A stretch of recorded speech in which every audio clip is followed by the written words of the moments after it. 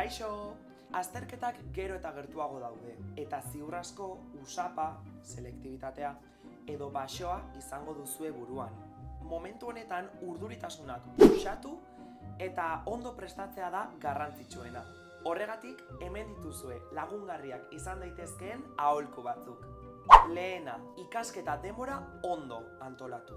Hobe da egunero pixka bat ikastea, dena azken momenturako uztea baino.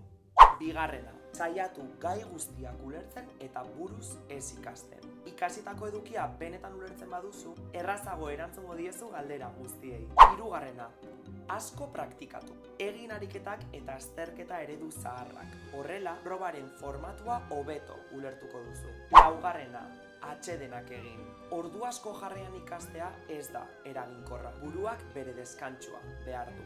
Bosgarrena, zeure buruarengan konfiantza izan. Ondo prestatu baduzu, proba gainditzeko gai zara.